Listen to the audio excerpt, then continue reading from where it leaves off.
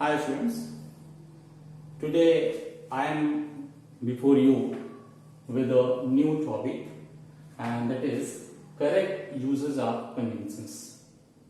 इसके पहले वाले वीडियो में मैंने आपको कंजंक्शंस के बारे में बताया था कि व्हाट इज कंजंक्शन.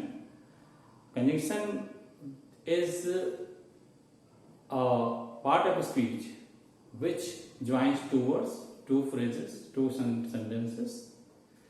और उसके बाद हमने बताया था कि क्या टाइप्स होते हैं कंजंक्शंस के, जैसे coordinating conjunctions, subordinating conjunctions, sentences देकर के मैंने पीपीटी के थ्रू आपको बताया था, फाइंड वॉइस के बारे में बताया था. लेकिन सबसे बड़ा क्वेश्चन ये होता है कि कभी कभी पेपर में पूछा जाता है कि fill in the blanks with appropriate conjunctions. तो हमें use of conjunctions, correct use of conjunctions हमें पता होना चाहिए. आज हम कुछ ऐसे कंजंक्शंस को लाए हैं जिनका ज्यादा से ज्यादा यूज किया जाता है फिल इन द ब्लैंक्स में या प्रतियोगी परीक्षाओं में भी, कॉम्पिटिटिव एग्जाम्स में भी. So correct uses of conjunctions उसमें हमने यहाँ लिया है आइदर और, neither not only but also and both and. तो ये कंजंक्शंस आप देखेंगे कि ये पेयर में आए हैं, यानी दो एक साथ आए हैं लेकिन एक ही एक कंजंक्शन कहे जाते हैं. इनको पेयर कंजंक्शन कहा जाता है और या इसको हम कोरिलेटिव कंजंक्शंस कहते हैं. कोरिलेटिव इसको कहा जाता है और भी कंजंक्शंस को भी बताते हैं आपको. कोरिलेटिव कंजंक्शन भी कहा जाता है. इनको यूज करते समय आपको ये ध्यान रखना है कि जो एक पार्ट ऑफ स्पीच पहला वाला पार्ट उसको मॉडिफाई कर रहा है, सेम वही पार्ट ऑफ स्पीच दूसरा वाला भी मॉडिफाई करता है. जैसे हम ये सेंटेंस अगर लिखते हैं कि आइदर मोहन और सोहन, आप देखेंगे कि ये मोहन नाउन है, सोहन ये भी नाउन है. तो ये दोनों नाउन है, नाउन को मॉडिफाई कर रहे हैं, ये आप देखेंगे. ठीक है. अब इसके अकॉर्डिंग हम हैज डन दिस वर्क. ठीक है. तो ये आइदर मोहन और सोहन. इसी तरह से हम नाइदर का अगर यूज करते हैं तो हम ये कह सकते हैं neither Mohan nor Sohan has done this work. तो ये आपको देखेंगे कि नाइदर का भी यूज हम इस तरह से कर रहे हैं. अब ये फंडामेंटल जो चीज है वो ये है कि आइदर और क्या है, ये अफर्मेटिव शो करता है, अफर्मेटिव. जबकि नाइदर नॉट क्या है, ये नेगेटिव कॉन्सेप्ट है. आइदर आपका मतलब है कि दोनों में से किसी एक ने किया है और नाइदर नॉट मतलब दोनों में से किसी ने नहीं किया. तो एक ही क्लियर हो गई बात आपको. दूसरा ये कि ये नाउन को कर रहा है. ठीक है. तीसरी चीज जो हमने बताया था कि एक ही पार्ट ऑफ स्पीच को, यहां पे नाउन को क्वालिफाई किया है. अगर हम चाहें तो एडजेक्टिव क्वालिफाई करा सकते हैं, अगर हम चाहें तो वर्ब को क्वालिफाई करा सकते हैं. तो जैसे हम ये कह सकते हैं कि she is neither hard working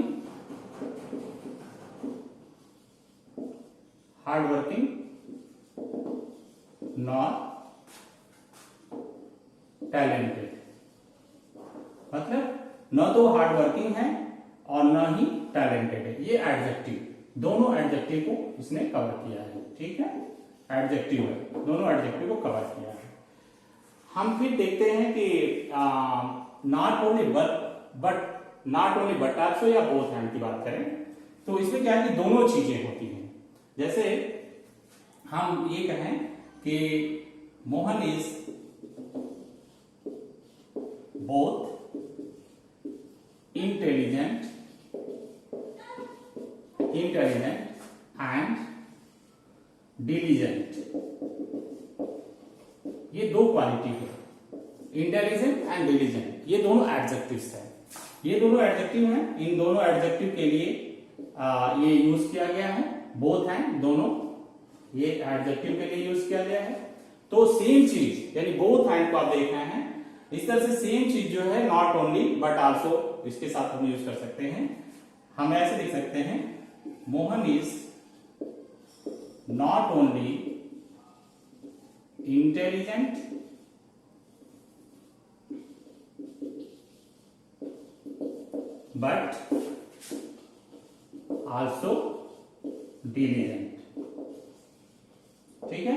but also, मतलब ये दोनों चीजें हैं, not only but also, both हैं और नॉट ओनली बट आल्सो का यूज हम इस तरह से कर सकते हैं, ठीक है। Not only either or neither or का, या ये दोनों एक साथ यूज कर सकते हैं, ये दोनों दोनों क्वालिटीज के लिए प्रयोग किए जाते हैं।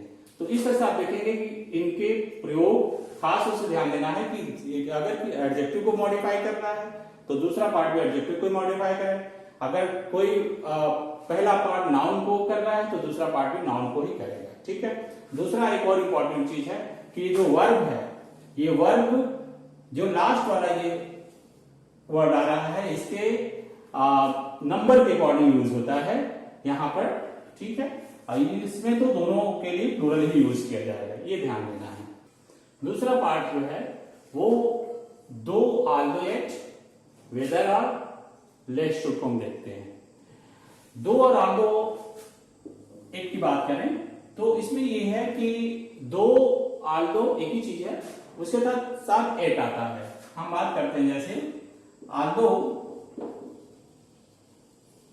He is poor, poor, yet he is honest. ये जैसे सेंटेंस है, आप देखेंगे इसमें प्रॉब्लम कहां होती है कि जनरली ये एट को हम गलती से बट कह देते हैं, Aldous he is poor but, क्योंकि हम देख रहे हैं कि यहां पर दो अपोजिट क्वालिटीज को शो किया गया, पुअर है, ऑनेस्ट है।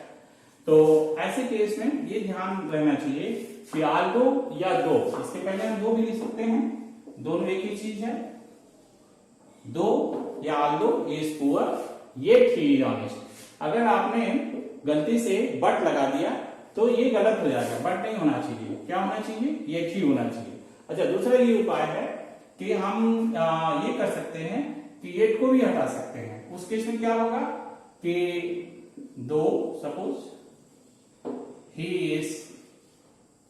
is poor, कॉमा क्या रहेगा, he is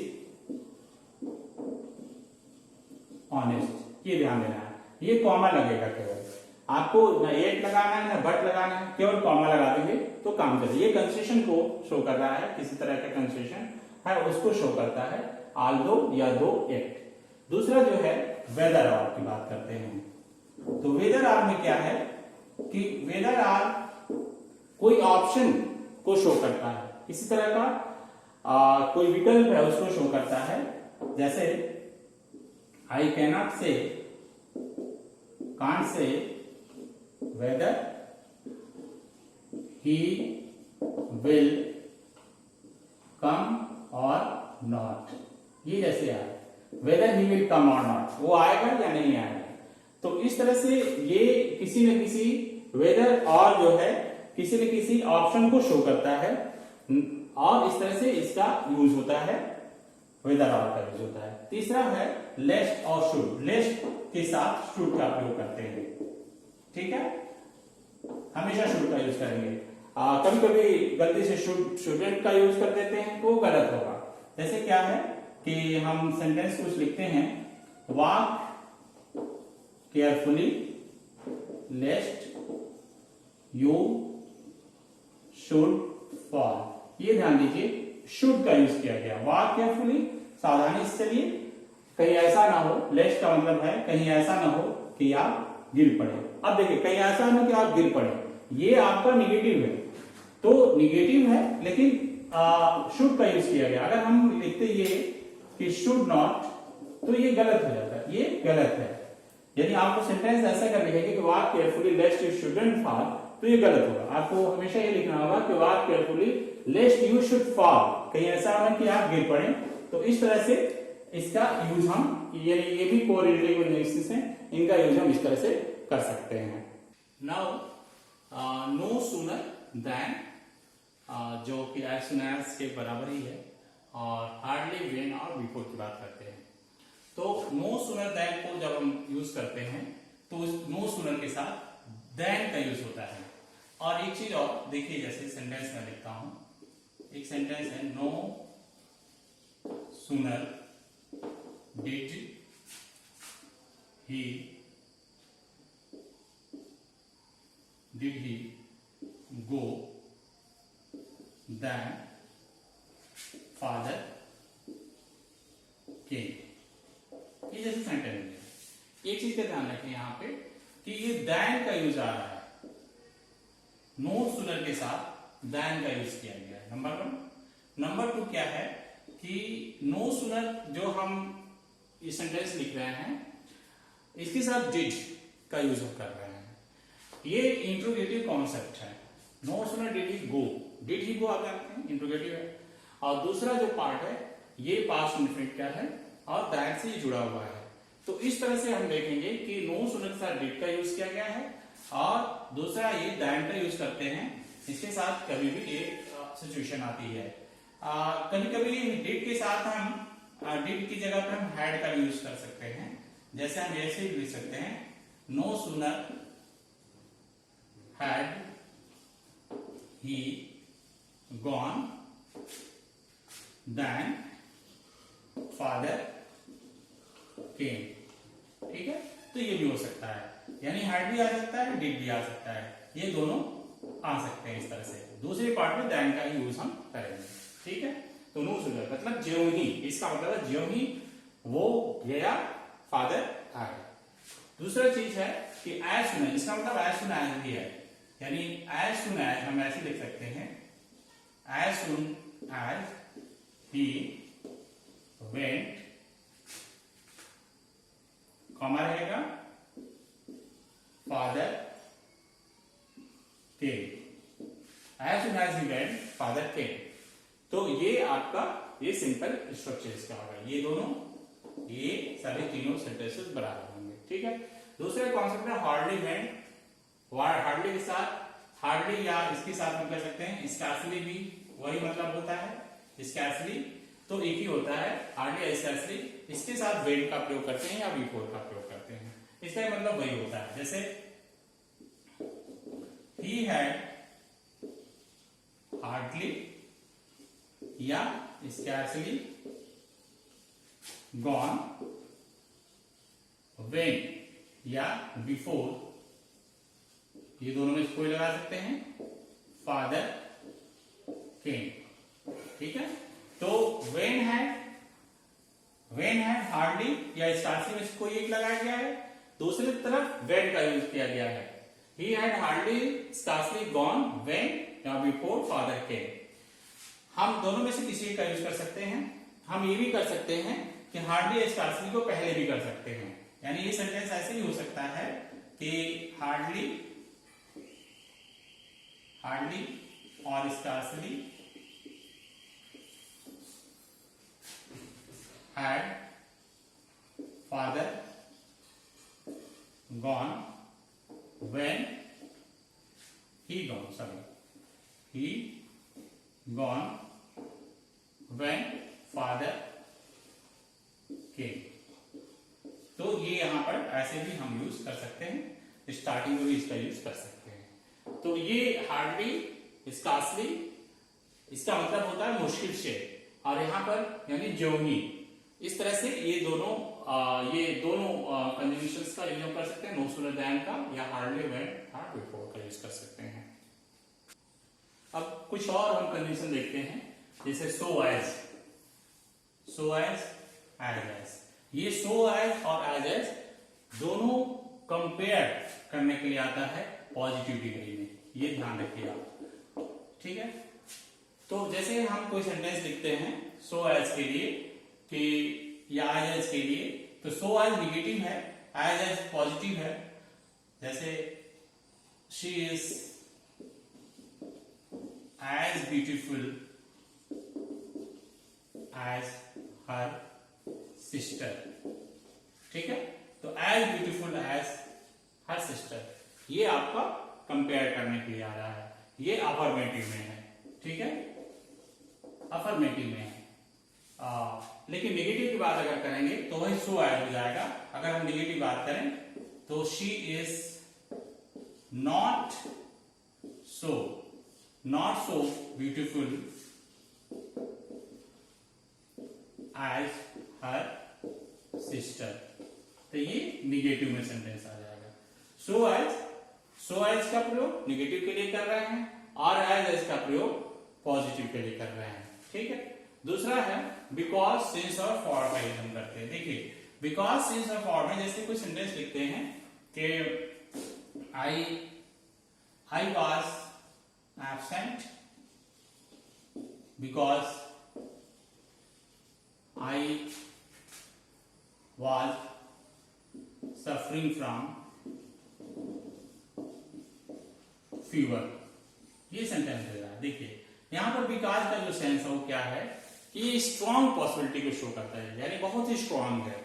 ये जो कारण बताया जा रहा है वो बहुत ही स्ट्रॉन्ग कारण है और ये बिकॉज का प्रयोग इसलिए किया जा रहा है कि मैं सफर कर रहा था, I was suffering from fever, मैं बीमार था और इस वजह से नहीं आ पाया था, ये स्ट्रॉन्ग है। दूसरी तरफ अगर हम फॉर का प्रयोग करें, सिंस का प्रयोग करें, दूसरा सिंस का प्रयोग करें, सिंस उसकी अपेक्षा थोड़ा सा आपका हल्का है। सिंस ऐसा सेंटेंस हो सकता है, since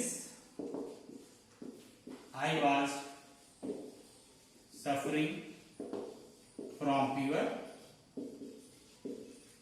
I was absent.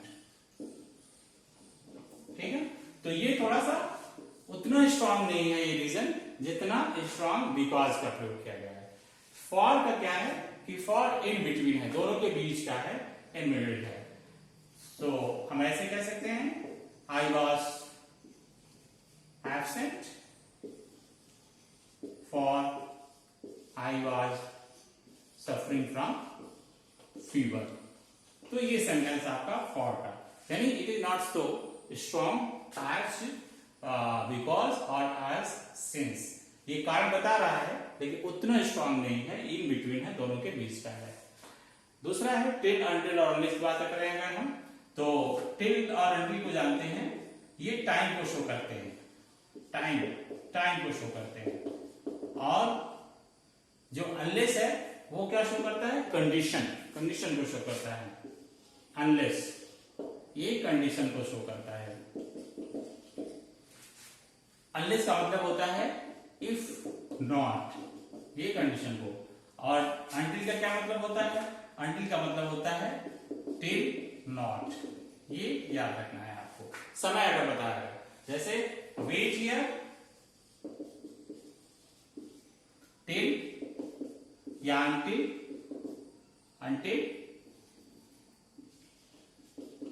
I come back.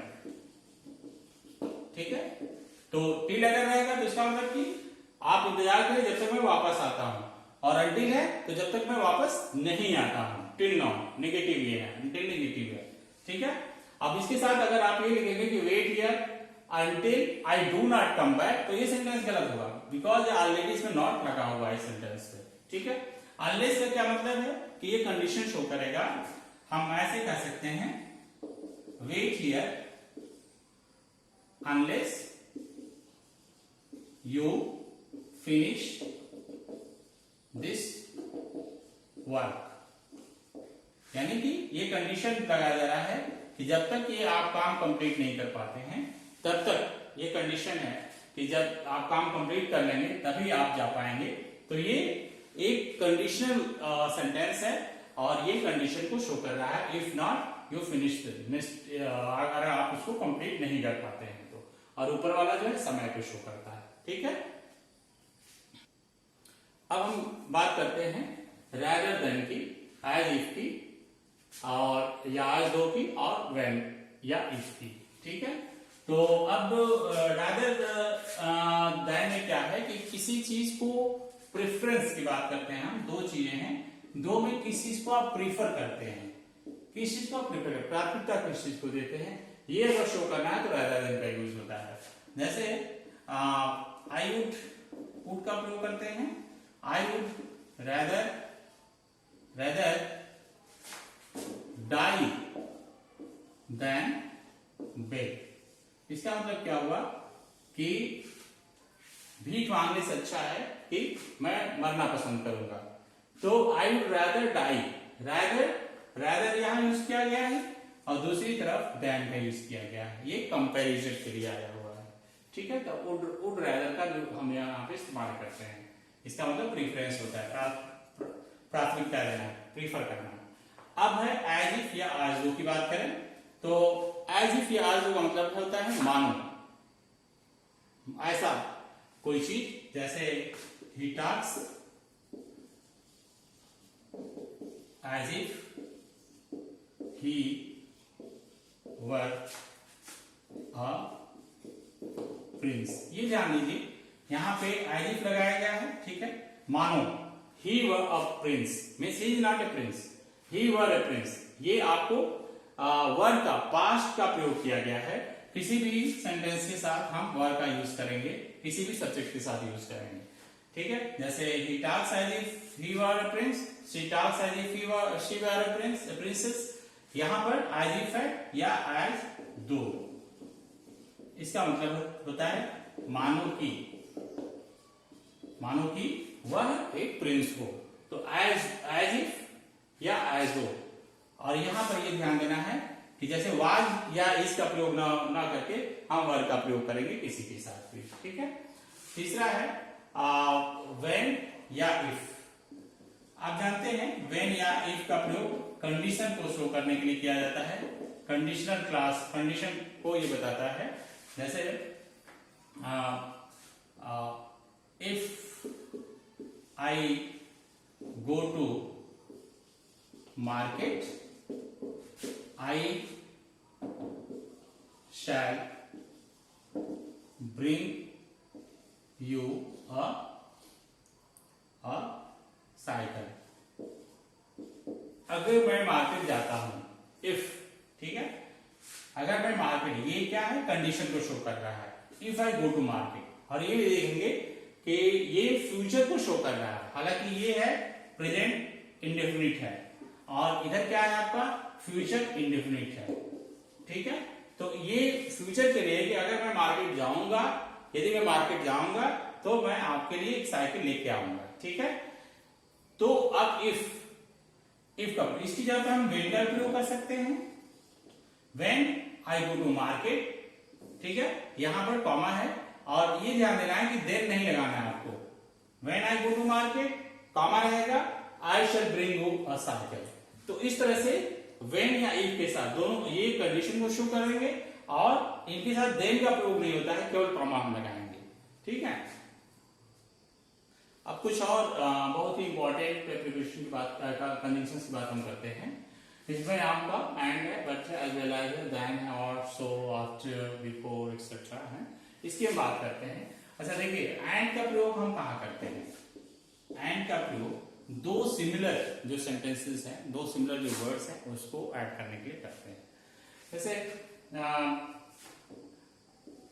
I am, या हम सेंटेंस करें Mohan and Sohan are playing. ये सेंटेंस है, Mohan is playing, Sohan is playing, तो दोनों को जोड़ करके आपने लगा दिया Mohan and Sohan playing are playing. दो ये सेंटेंसेस हैं, दो ये सेंटेंसेस को एक जोड़ के बनाया गया। तो एंड मतलब जनरली जो है, जो कॉमन सेंटेंसेस हैं या जो ऐसे सेंटेंसेस जो कि एक दूसरे के लिए सिमिलर है, ऐसे सेंटेंस को लगाते हैं। अब जैसे बट का प्रयोग है, या इसके साथ ही साथ हम एज वेल एज का प्रयोग कर सकते हैं। जैसे Mohan as well as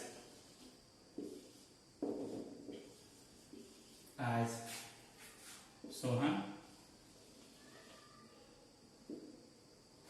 came to me. ये आपका Mohan as well as Sohan came to me. तो ये मोहन भी आया और सोहन भी आया, तो इस तरह से एज वेल एज का प्रयोग हम कर सकते हैं।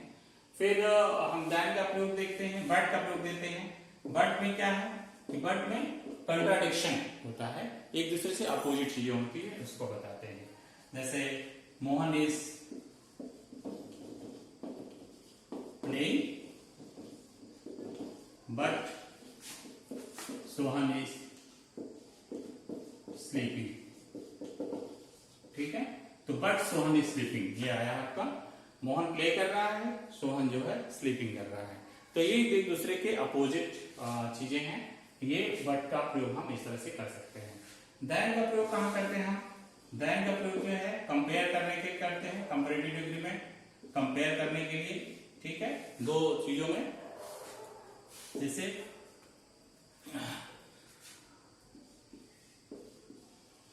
Mohan runs faster than Sohan. Mohan Sohan से ज्यादा तेज भागता है। जैसे Mohan runs fast, Sohan runs faster, तो या सोहन रन्स फास्टर, तो सोहन और मोहन दोनों के बीच में तुलना किया गया है, तो Mohan runs faster than Sohan. इस तरह से हम इसका यूज कर सकते हैं, देन का प्रयोग कर सकते हैं, ठीक है। और का प्रयोग क्या होता है? और का मतलब दो चीजों में कोई विकल्प होता है, विकल्प के प्रयोग होता है, जैसे स्टे हियर और गो आउटसाइड, ठीक है। तो यहाँ आप रुकिए या यहाँ से चले जाइए, बाहर चले जाइए, तो और का प्रयोग यहाँ पर किया गया है। कभी कभी और का प्रयोग हम ऐसे चेतावनी देने के लिए भी करते हैं। जैसे ये कह सकते हैं कि कीप साइलेंट और यू विल बी पनिश्ड। मतलब आप यहाँ पर शांति से बैठिए, नहीं तो आपको पनिश किया जा सकता है। तो यहाँ पे और का मतलब क्या है? अदरवाइज, मतलब नहीं तो, अन्यथा की स्थिति में आपको ये किया जा सकता है। तो ये आपका और का प्रयोग हम कैसे देखते हैं, ठीक है। आफ्टर और बिफोर का जानते ही हैं। After before, after is opposite of before. जैसे सेंटेंस लगाते हैं, कोई इस तरह से लिखते हैं, बिफोर और आफ्टर का यूज करते हैं कॉम्प्लेक्स सेंटेंसेस में। जैसे हम ये कर सकते हैं कि the train had arrived before she reached, यानी उसके पहले, पहुंचने से पहले ट्रेन पहुंच चुकी थी, उसके वहां पहुंचने से पहले, स्टेशन पहुंचने से पहले ट्रेन आ चुकी थी। तो इस तरह से इसका प्रयोग कर सकते हैं। अगर हम आफ्टर का प्रयोग करना चाहिए तो ये सेंटेंस आगे आ जाएगा, यानी ये सेंटेंस ऐसे बनेगा कि she reached after the train had arrived, ठीक है। तो ये ट्रेन हैड अराइव्ड आफ्टर, ये आपको समझ में आ गया, ठीक है। इस तरह से सो का है, सो या देयरफॉर का प्रयोग कहां करते हैं? किसी रिजल्ट को बताने के लिए। जैसे आई एम, सो या देयरफॉर का प्रयोग करेंगे। जैसे इसमें हो सकता है कि I have no money, so I can not buy a car. So मतलब इस वजह से, इस कारण से, यानी ये जो है रिजल्ट को शो कर रहा है। आई हैव नो मनी, मेरे पास पैसे नहीं है और इसलिए मैं इस कार को नहीं खरीद सकता हूं। तो सो या देयरफॉर एक दूसरे के विकल्प में आप यहाँ पे लगा सकते हैं, ठीक है।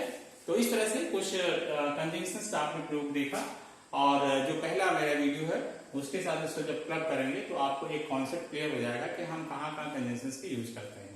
इसके बाद देखते हैं, एक छोटा सा प्रैक्टिस करते हैं और उसको देखते हैं कि हम भर पाते हैं कि नहीं। Now let's have a test on conjunctions, use of proper conjunctions. हम यहाँ पे हमने 10 सेंटेंसेस आपको दिए हैं और आपको देखना है कि क्या आप उसको भर पाते हैं। देखते हैं एक सेंटेंसेस को। पहला है शी इज टीचर और डॉक्टर। तो यहाँ पे दो ऑप्शंस दिए गए हैं, दोनों में आपको ये भरना है। तो क्या भरेंगे आप? यहाँ देखेंगे कि टीचर और डॉक्टर में ऑप्शन दिया गया है। हम कोई पेयर कंजंक्शन भर सकते हैं, जैसे आइदर ए टीचर और डॉक्टर, ये हम भर सकते हैं। ये भी हम कर सकते हैं कि हम नाइदर भी भर सकते हैं इसको, यानी आइदर की जगह नाइदर भी कर सकते हैं, neither a teacher nor a doctor. यानी दोनों ही सही होगा, एक नेगेटिव हो जाएगा एक पॉजिटिव, आइदर से अगर करते तो पॉजिटिव होगा, आइदर से करें तो नेगेटिव हो जाएगा। दूसरा है walk slowly you should stumble, आप धीरे चलिए, कहीं ऐसा ना हो कि आप स्टम्बल हो जाए फिर से। सो वॉक स्लोली, इसके साथ शुड का यहाँ यूज किया गया है, इसका मतलब कि ये भी पेयर है और यहाँ पर लेस शुड का प्रयोग करते हैं, लेस और शुड का एक साथ प्रयोग करते हैं, यहां से आपको पता चलेगा कि शुड का प्रयोग किया इधर लेस का यूज करेंगे। नेक्स्ट है he will not come it rains, he will not come पहला है तो वो नहीं आएगा, दूसरा है इट रेन्स, तो इसका मतलब ये है कि अगर बारिश होती है होगी तो नहीं आएगा, ये कंडीशन को शो करता है और कंडीशन को शो करने के लिए व्हेन या इफ का प्रयोग करते हैं। आप यहाँ पर दोनों में किसी का भी यूज आप कर सकते हैं, व्हेन या इफ, इट रेन्स अगर बारिश होगी तो नहीं होगी। चौथे सेंटेंस की बात करें, will you kindly wait I return, ये आप पढ़ चुके हैं कि अगर क्या आप मेरा इंतजार करेंगे जब तक कि मैं वापस आता हूं या जब तक मैं वापस नहीं आता हूं, तो हम टिल भी भर सकते हैं जब तक मैं वापस आता हूं, या अनटिल भर सकते हैं जब तक मैं वापस नहीं आता हूं, तो ये दोनों सही होगा, टिल या अनटिल कोई भी लगा देंगे दोनों सही हो जाएगा। यहाँ पे दो ही इज नॉट हैप्पी, आपको यहाँ ध्यान देना है कि दो आया है एक पार्ट में, तो दूसरे पार्ट में क्या होना चाहिए, येट होगा। हमारे दिमाग में जो अल्टरनेटिवली स्पॉन्टेनियसली आता है कि दो के साथ आलू के साथ एट लगाते हैं, ये ध्यान रखना है कि इसके साथ बट नहीं लगाएंगे, हम एट लगाएंगे वाईएच, ठीक है। No sooner did, no sooner के साथ आपको ध्यान देना है कि नो सूनर जब आता है, नो सूनर, तो इधर दूसरे पार्ट में हमें दैन भरना होता है, नो सूनर दैन, ये इसका दूसरा पेयर है, तो नो सूनर दैन। फिर he could not go to school, he was ill, वो स्कूल नहीं जा सका, कारण बताया जा रहा है ही वाज इल, तो आप बिकॉज भर सकते हैं कारण बताने के लिए, हम एज भी भर सकते हैं चाहे तो, as he was ill, as या बिकॉज दोनों का प्रयोग कर सकते हैं, फॉर का प्रयोग कर सकते हैं, फॉर ही वाज इल, तीनों में से किसी का प्रयोग कर सकते हैं।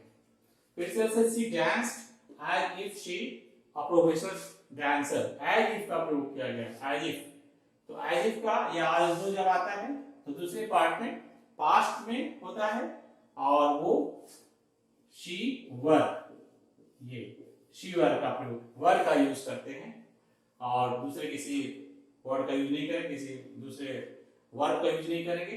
दिस नाइन्थ है he was found copying, he was rusticated, he was found copying, उसको नकल करते हुए पकड़ा गया, he was rusticated और उसे रस्टिकेट कर दिया गया, तो सो या therefore ये रिजल्ट बता रहा है, तो सो का प्रयोग यहाँ हम करेंगे।